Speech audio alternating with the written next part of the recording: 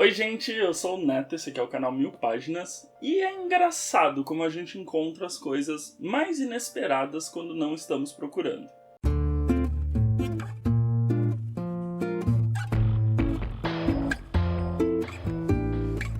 Então, antes de começar os recados de sempre aqui do canal, não esquece de deixar seu like, seu comentário, se inscrever. E lembrando, no box de descrição a gente tem o link para a loja do Capitão Onigiri, que tem mangás, quadrinhos, agora tem uma boa seleção de livros também com precinhos camaradas. E usando o cupom de desconto aqui do canal você ainda consegue mais 5% de desconto no ato de fechar a sua compra. Então, não esquece de dar uma passadinha lá. E hoje a gente vai falar de A Casa no Mar Cerúleo, do TJ Klune, e o TJ, ele escreve de uma maneira muito interessante, e nesse livro eu finalmente encontro um tipo de literatura LGBTQIA+, que eu olho e penso, a gente ainda não tinha ido por este caminho. Então é bem engraçado, porque é um livro que não é a coisa mais profunda da face da Terra, mas ele é um livro interessante porque ele propõe uma série de questões aqui. Então, basicamente a gente vai acompanhar a história do Linus Baker. Ele já é um homem gay de 40 anos que trabalhou a vida toda dele em funcionarismo público, né? Ele é funcionário público de um órgão que faz o controle, né, e a manutenção da juventude mágica. Então ele vai em orfanatos, ele verifica se a juventude, né, se as crianças que estão lá estão sendo bem tratadas, bem cuidadas, estão se desenvolvendo corretamente. E logo no primeiro capítulo a gente já está acompanhando ele numa investigação de um orfanato qualquer. E nos primeiros 10% do livro, assim, é só uma construção de como ele é um cara burocrático. Ele é um burocrata. Alguém que trabalhou desde os 17 anos como funcionário público, seguindo leis extremamente restritas de contato nos orfanatos onde ele vai. Enfim, ele é um cara muito metódico, né? Ele é muito direto, muito certo. Ele segue as leis do trabalho dele de maneira muito régia, assim. Só que ele vai ser chamado pelo altíssimo escalão para investigar um orfanato muito especial. O que acontece? Esse orfanato ele é diferente dos outros porque as crianças mágicas que estão lá são um pouco diferentes do que ele está acostumado. Enquanto nos orfanatos mais comuns ele vai lá e lida com, sei lá, uma criança que tem poderes telepáticos e telecinese, nesse orfanato em questão ele vai ter contato com a criança que é o anticristo. E por que ele foi chamado lá? Porque, como o Linus é uma pessoa que não se envolve e tem um comportamento muito direto e os relatórios dele são sempre muito precisos, ele vai lá para investigar não apenas o orfanato, ele vai lá para investigar também o diretor daquele lugar, o Arthur Parnassus. E o orfanato de Marcias, que é para onde ele vai se dirigir, não tem apenas o anticristo. Ele vai ter contato com uma criança que é uma gnoma, uma spree da floresta, uma criança que é uma, tipo, a bolha, sabe? Ele é meio uma coisinha verde sem forma definida. Então ele vai ter, pra lá é quando são enviadas as crianças que meio que essa organização, né, o governo não sabe como lidar e precisa ficar de olho nelas de uma maneira um pouco mais incisiva. Então é um local afastado que fica numa ilha, um orfanato que fica numa ilhazinha, e lá só tem acesso através de balsa, então é para ninguém ter contato com essas crianças mesmo. E é um livro muito direto ao ponto, para ser bem sincero. Ele é um livro sobre preconceito, sobre como a gente, né, nós, enquanto sociedade, tratamos mal aquilo que é diferente.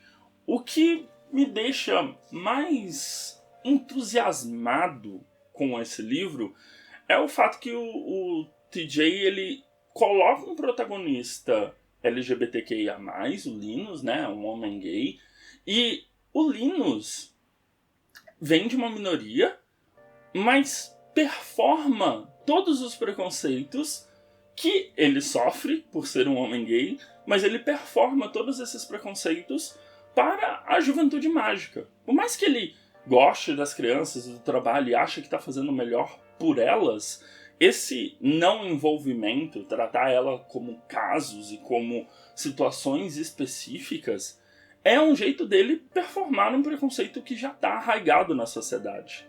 Então o TJ ele pega como se fosse criar uma nova minoria para abordar como todas as pessoas, independente se pertencem ou não a alguma minoria, performam preconceitos de maneiras diferentes.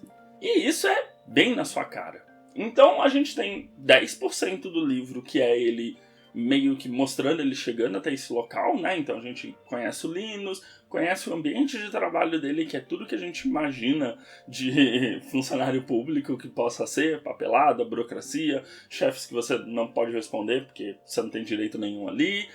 E aí, depois desses 10% até o final, é esse 1 mês de investigação dele do orfanato, e por conta disso, o livro vira quase um slice of life, assim. Ele vai bem moroso, mas não é um moroso ruim. Ele vai construindo a relação do Linus com as pessoas que estão lá naquele orfanato. Então, a construção dele com as crianças, como ele passa a identificar coisas únicas para cada uma daquelas crianças. A gente vai ver como ele vai se relacionar com o Arthur e a relação que os dois vão construindo de amizade, confiança, de o Linus entender que regras não são tudo e o Arthur entendendo que regras são importantes por uma série de fatores. Então ele é bem lentinho nesse aspecto. Você vai saborear cada situação. E ao mesmo tempo, eu gosto muito, porque muitas vezes a gente tem longos trechos acompanhando o Linus e ele manda relatórios semanais. Então, antes de começar uma nova semana, a gente tem o relatório que o Linus envia. E esses relatórios eles também vão evoluindo com o passar do livro, né? Conforme o Linus vai se adequando àquela realidade, entendendo aquelas pessoas, entendendo o local onde elas estão, tem uma cidadezinha perto, né? E todo o preconceito dessa cidade com essas crianças, da onde nasce esse preconceito, os relatórios também vão ganhando cargas diferentes. Ele vai mudando a maneira como ele se dirige às crianças, como ele se dirige ao diretor, como ele se dirige àquela localidade. E eu gosto bastante disso. Eu gosto quando o livro ele mostra uma progressão através de algo que apenas o protagonista poderia fazer, né? Apenas o protagonista pode redigir aqueles relatórios. Então, a gente tem um documento palpável para notar essa não é uma evolução, né? Mas essa mudança de pensamento do próprio protagonista. E aí é engraçado porque é um universo interessante que é muito similar ao nosso em certos aspectos, mas com o fator de que as crianças são mágicas nesse mundo, né? Existe toda uma magia nesse mundo, como se todas as lendas que a gente conhece fossem reais. E é muito engraçado porque o autor não perde tempo construindo esse mundo. Não é essa a história que ele quer contar. Ele quer contar a história do Linus Baker e o orfanato de Marcis. Então, não sei se eu gosto necessariamente disso, porque a gente carece um pouco de desenvolvimento para entender como o mundo está daquele jeito, mas dá para entender que é algo já muito antigo, porque o Linus trabalha como funcionário público desde os 17 anos, e ele já é um quarentão, então são aí muitos anos dele já trabalhando nisso e já era uma estrutura que existia. Passa um pouco essa sensação de normalidade, né? O mundo é assim e pronto. E eu acho que é um livro para qualquer pessoa gostar, né? Qualquer um vai gostar dessa história. Ela é calorosa, ela é simpática, ela é empática, mas eu acho que qualquer pessoa LGBTQIA+, que ler essa história ganha significados diferentes, porque o livro trata sobre famílias diferentes, né? E pessoas LGBT, e isso acho que, né, espero que não seja segredo para ninguém, mas pessoas LGBT muitas vezes são limadas da sua própria família, né? Então perde contato com pais, irmãos, irmãs, tias, enfim, ele perde aquele núcleo familiar, então as pessoas acabam construindo as suas próprias famílias.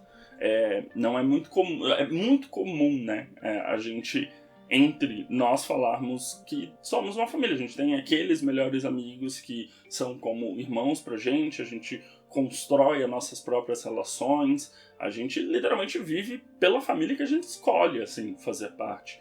São poucas pessoas LGBT que ainda têm o apoio e o amor incondicional das suas famílias nucleares, né? Então, para quem é LGBT, ver essa quase como uma construção de uma família diferente, né? Que não é...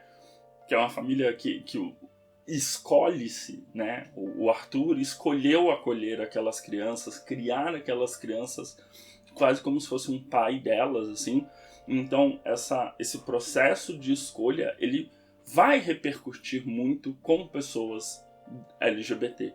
Aí tem uma partezinha que eu não gosto tanto, que é relacionado ao segredo do Arthur. Eu achei que não precisava, pra ser muito sincero. Acho que teria um peso um pouco maior se não houvesse esse segredo. Mas, ainda assim, é um livro muito, muito, muito saboroso. Você lê se divertindo. As crianças são extremamente espirituosas, assim. É muito difícil termos crianças gostáveis na literatura, que agem como crianças, vão ter comportamentos e sentimentos infantis. Então, é muito gostoso ver isso. E a própria construção do Lucy, que é o anticristo na história, né? A criança que vai ser o anticristo, ela passa por... ele está destinado a isso, ou o modo como olhamos para ele como anticristo vai levá-lo àquilo. Então, é uma criança que chama bastante atenção, porque ela tem dois extremos muito grandes. Ela é muito amorosa, mas ela também vai falar coisas para chocar quem tá perto dela. Então é aquele tipo de livro que eu recomendo sem nenhuma contrapartida, assim. Ele é gostoso. Ele te abraça, assim. Então vale bastante a pena a leitura. Ele saiu agora em julho pela editora Morro Branco. Eu particularmente não gosto muito do fato dele ser capa dura, mas, né, ossos do ofício. Então ele saiu agora em julho. Ele foi publicado, se eu não me engano, em 2019 nos Estados Unidos, ou 2021 nos Estados Unidos. É super recente, é um sucesso de vendas, né, lá fora. E tá saindo aqui no Brasil por R$ 59,90, né, que é o preço geralmente de capa da editora Morro Branco. E ele tem 384 páginas, então é uma leitura longa. Assim. A diagramação é gostosa, mas é uma leitura um pouquinho longa. Assim. Você vai sabendo que vai ser um slice of life, você vai acompanhar os dias se passando, as semanas se passando, até, né, a gente chegar num desfecho que não é necessariamente um desfecho e tal. Então é bom entrar com isso em mente. Mas é isso. Então a gente se vê no próximo vídeo. Não esquece de deixar seu like, seu comentário. Do meu lado direito vocês têm os vídeos recomendados e do meu lado esquerdo a bolinha para se inscrever aqui no canal. A gente se vê no próximo vídeo. Um grande beijo e tchau, tchau.